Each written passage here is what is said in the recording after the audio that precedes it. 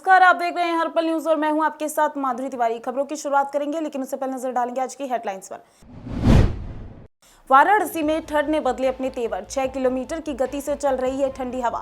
औसत तापमान हुआ 16 डिग्री दर्ज। भाई दूज के मौके पर काफी दूर से आए सभी भाई बहनों ने किया मथुरा में यमुना स्नान। बहनों ने भाइयों की लंबी उम्र के लिए की प्रार्थना। गणतंत्र दिवस 2022 कैंप के लिए वाराणसी के काशी हिंदू विश्वविद्यालय से हुआ 2 छात्रों का चयन। मार्च पास्ट और करतब दिखाने की दी जाएगी ट्रेनिंग। विश्व कुश्ती चैंपियनशिप में भारतीय पहलवान दिव्या काकरान ने हासिल किया तीसरा स्थान, अपने नाम किया कांस्य पदक। अर्जुन अवार्ड देकर भारत सरकार करेगी सम्मानित। छठ के गीतों में पुत्री की कामना करते हुए मृणाल ने खूबसूरत गीत गाया, सोशल मीडिया पर भी किया पोस्ट। वाराणसी में ठंड अपने तेवर बदल चुकी है। आपको बता दें कि रह रहकर पश्चिम की ओर से ठंडी हवा चल रही है। इसने कपकपी को बढ़ा दिया है। दिन भर तेज धूप खिली रहने के बाद शाम 5 बजे तक पारा तेजी से नीचे गिरेगा। सूरज की रोशनी फीकी फीकी महसूस हो रही है।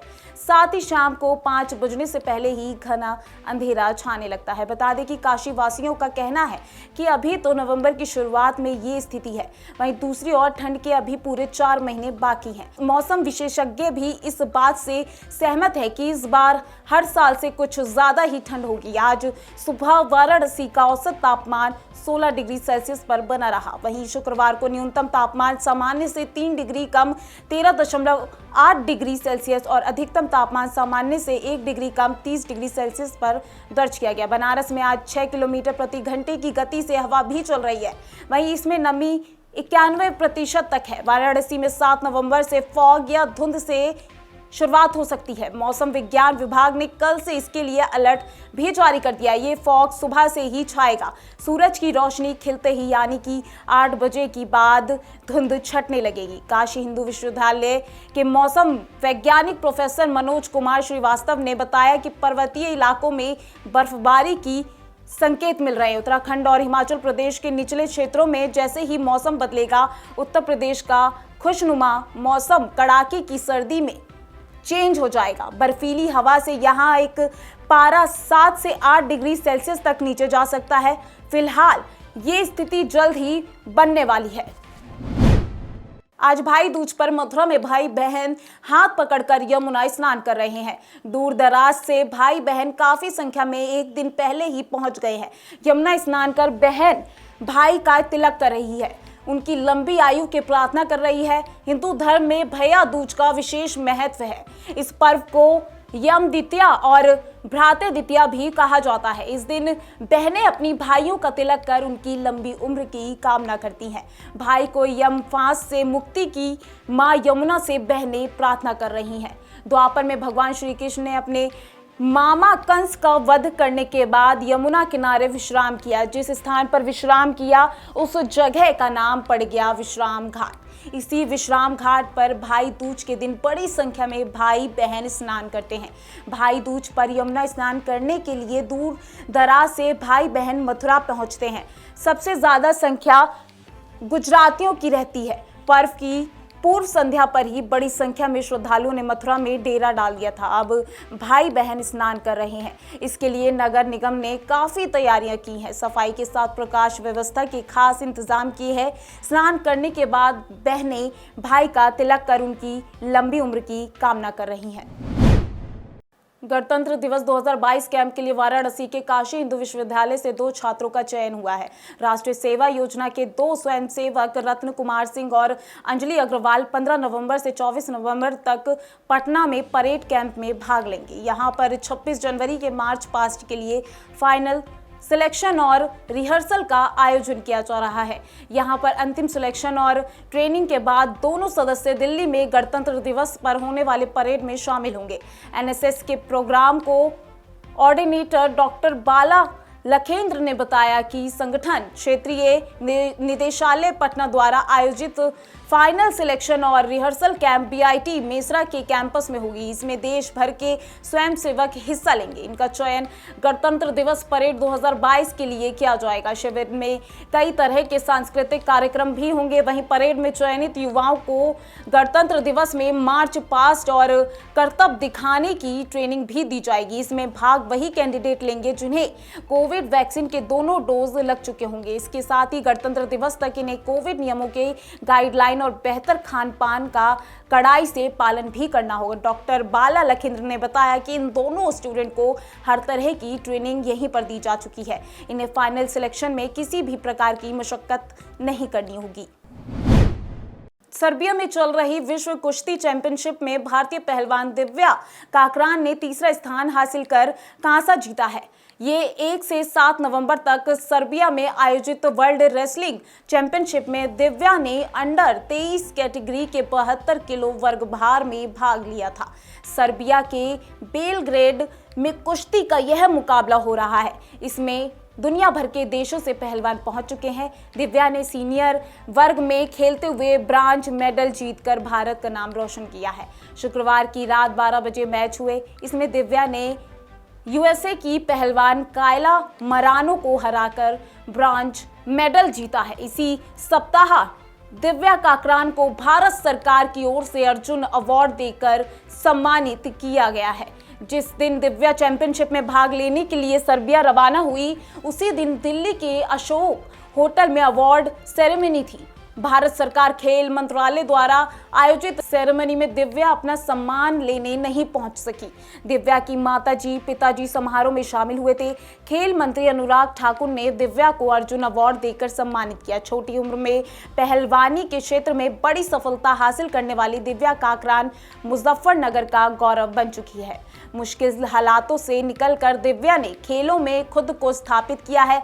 दिव्या के पिता आज भी पहलवानों के जाग लंगोट सिलने का काम करते हैं। दिव्या काकरान ने भाई देव को भाई दूज पर यह पदक तोहफे पर दिया है। दिव्या के भाई देव भी पहलवानी करते हैं। बहन को इस मुकाम तक पहुंचाने के लिए देव ने काफी चुनौतियों का सामना किया है। अपनी पहलवानी छोड़ बहन को खेल में आगे बढ़ाया। इसलिए दिव्या ने अपना यह पदक भाई को भाई दूज पर गिफ्ट कर दिया है। बिहार के लोक पर्व छठ के बारे में कहा जाता रहा है कि छठ मैया पुत्र की कामना पूरी करती हैं, इसलिए लोग छठी मैया से पुत्र की कामना करते हैं। लेकिन अब लोगों की धारणा धीरे धीरे बदल रही है। मृणाल ने इस बार छठ से पहले द एगो सोन चिरैया नाम का खूबसूरत गीत गाया है, जिसमें बेटी की चाहत यह छठी मैया से बेटी के लिए मनौती गीत है। मृणाल ने गीत को सोशल मीडिया पर पोस्ट करते हुए लिखा है कि छठ के गीतों में पुत्री जन्म की कामना, उसके द्वारा जिम्मेदारियों को उठाने के भरोसे का और उसी से कुल के उद्धार की आकांक्षा का ये गीत देश को सभी बेटियों को समर्पित है। उनके इस गीत को सोशल मीडिया पर काफी सराहना मिल रही है। बिहार के गोपालगंज से आने वाले अभिनेता पंकज त्रिपाठी ने भी इसे शेयर किया है। छठ में भी लोग बेटों की चाहत करते हैं। अब समाज बदल रहा है, लोग बेटों और बेटियों में अंतर नहीं कर रहे, इसलिए हमारे आसपास भी परिवर्तन की जरूरत है। रायपुर में मुख्यमंत्री निवास में सीएम भूपेश बघेल का अलग अंदाज देखने को मिला। राउत नाचा की पारंपरिक पोशाक में बिल्कुल अलग दिख रहे हैं। भूपेश बघेल ने डांस किया, कलाकारों के संग छत्तीसगढ़ी में तोहे कहते हुए दिखे और फिर गढ़वा बाजा की धुन पर कदम थिरकते रहे। हाथ में झुनझुना पकड़कर प्रदेश के मुखिया नाचने लगे तो कलाकार भी हैरानी और खुशी का भाव लिए लोक नृत्य कर रहे थे। शुक्रवार को मुख्यमंत्री निवास में मनाए गए गोवर्धन तिहार इस मौके पर मुख्यमंत्री की धर्मपत्नी मुक्तेश्वरी बघेल भी मौजूद थी। सीएम ने परिवार के सदस्यों के साथ तुलसी गौरा गौरी और गोवर्धन पूजा की, फिर गौ माता को खिचड़ी खिलाकर प्रदेश की सुख समृद्धि और खुशहाली की कामना की। इसके बाद स्थानीय कलाकारों ने लोक नृत्यों की प्रस्तुति दी। कार्यक्रम में संस्कृति मंत्री अमरजीत भगत भी मौजूद रहे। कार्यक्रम में राउत नाचा दल और सुआ नृत्य दल ने आकर्षक धुनों के साथ परंपरागत नृत्य प्रस्तुत किया। मुख्यमंत्री भूपेश बघेल ने पारंपरिक वेशभूषा में राउत दल के साथ नृत्य में शामिल होकर उनका हौसला भी बढ़ाया। इस दौरान नन्ही गायिका आरू साहू ने छत्तीसगढ़ी गीत जसगीत, सुआ नृत्य, राउत नृत्य के गीत अपनी मधुर आवाज में पेश किया। सीएम भूपेश ने आरू साहू को भी बधाई दी है। सर्दियां शुरू होते ही कानपुर में पॉल्यूशन का स्तर बेहद खतरनाक स्थिति में पहुंच जाता है। इस पर निगरानी के लिए स्मार्ट सिटी के तहत 50 लोकेशन पर पॉल्यूशन सेंसर लगाए गए हैं, लेकिन यूपी पॉल्यूशन कंट्रोल बोर्ड ने इस पर सवाल उठाए हैं। कहा कि सेंसर किसकी परमिशन से लगाए गए हैं। यूपीपीसीबी और सेंट्रल पॉल्यूशन कंट्रोल बोर्ड से इसकी परमिशन तक नहीं ली गई। सवाल उठाते ही यूपीपीसीबी के क्षेत्रीय अधिकारी डॉक्टर अनिल माथुर ने बताया कि विभाग द्वारा जो सेंसर लगाए जाते हैं वो करीब 1 से 1.5 करोड़ रुपए के आते हैं। स्मार्ट सिटी के तहत लगाए गए पॉल्यूशन सेंसर बेहद छोटे हैं। इससे पॉल्यूशन का सही आंकलन होना भी समझ से परे है। इससे कई बार भ्रम की स्थिति उत्पन्न होती है। इन सेंसर की टेक्नोलॉजी को समझना बेहद जरूरी है कि आखिर ये काम कैसे करते हैं।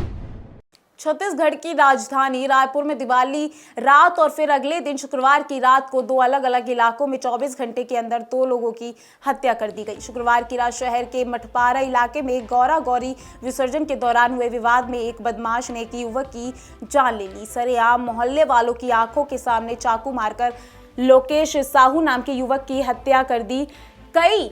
इस वारदात को अंजाम देने वाले युवक का नाम शिबू बताया जा रहा है। खबर है कि पुलिस ने इसे हिरासत में ले लिया है। बता दें कि टिकरापारा इलाके में ही दिवाली की रात एक युवक हरीश ध्रुव की हत्या कर दी गई। चाकू के वार से युवक की जान ले ली गई। मृतक के दोस्त ने ही उसकी हत्या की थी।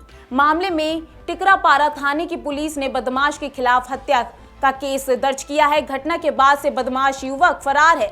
पुलिस का उसकी तलाश है कि जब वारदात हुई मोहल्ले में लोग दिवाली की पूजा के बाद चौराहे पर जमा थे, तभी दोनों युवकों में पैसों की लेन देन की बात को लेकर झगड़ा शुरू हो गया था। अचानक बदमाश वासु तांडी ने चाकू से हमला कर अपने ही दोस्त की हत्या की थी और भाग निकला।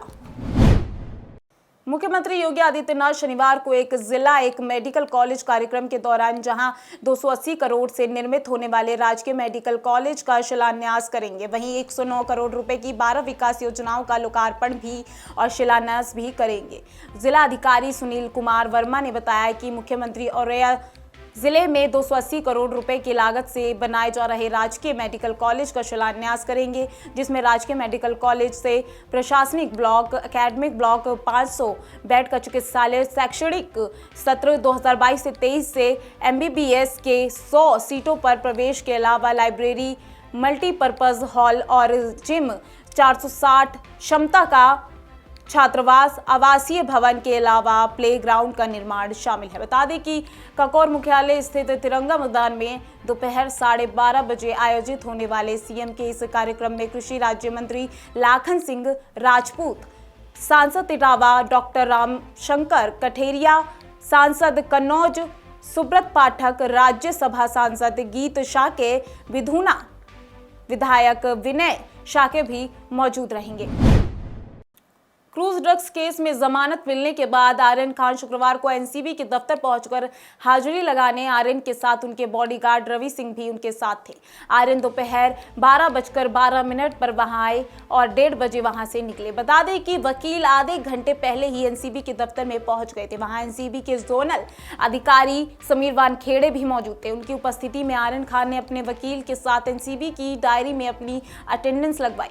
बता दें कि आर्यन से किसी तरह की कोई पूछताछ नहीं की गई। आर्यन के वहां से निकलते ही मुनमुन धमीचा और अरबाज मर्चेंट एनसीबी ऑफिस पहुंचे और वो वहां से करीब 3:30 बजे निकले। आर्यन को बॉम्बे हाई कोर्ट ने 14 शर्तों पर जमानत दे दी थी, जिससे एक शर्त ये भी थी कि हर शुक्रवार को दोपहर 11 बजे से 2 बजे के बीच एनसीबी ऑफिस पहुंचकर उन्हें हाजिरी लगानी होगी। आर्यन खान 30 अक्टूबर को जेल से बाहर आए थे। अफगानिस्तान में तालिबान सरकार बनने के बाद से अमेरिका, रूस और चीन जैसे कई बड़े देशों की बैठक लगातार जारी है। इस क्रम में अब भारत में भी राष्ट्रीय सुरक्षा सलाहकारों की बैठक होने जा रही है। ये बैठक 10 नवंबर को दिल्ली में होगी। इसकी अध्यक्षता भारत के राष्ट्रीय सुरक्षा सलाहकार अजीत डोभाल करेंगे। इस बैठक में भाग लेने के लिए जहां रूस, ईरान और मध्य एशियाई देशों ने अपनी भागीदारी की पुष्टि कर दी है, वहीं चीन और पाकिस्तान की तरफ से अब तक कोई जवाब नहीं आया। वहीं पाकिस्तानी मीडिया मीडिया के अनुसार पाकिस्तान के राष्ट्रीय सुरक्षा सलाहकार मोईद यूसुफ ने भारत में अफगान मुद्दे पर होने वाले एनएसए की बैठक में भाग लेने से साफ इनकार कर दिया। उन्होंने कहा कि वे इस बैठक में भाग नहीं लेंगे। हालांकि अभी इसकी आधिकारिक घोषणा नहीं हुई है। एनएसए की बैठक में भाग लेने के लिए चीन को भी आमंत्रण दिया गया है, लेकिन अब तक कोई जवाब नहीं आया। कई राजनीतिक विशेषज्ञों का कहना है कि चीन अपना नफा और नुकसान देखते हुए निर्णय लेगा। फिलहाल के लिए आज की खबरों में बस इतना ही। देखते रहिए हर पल न्यूज़। नमस्कार।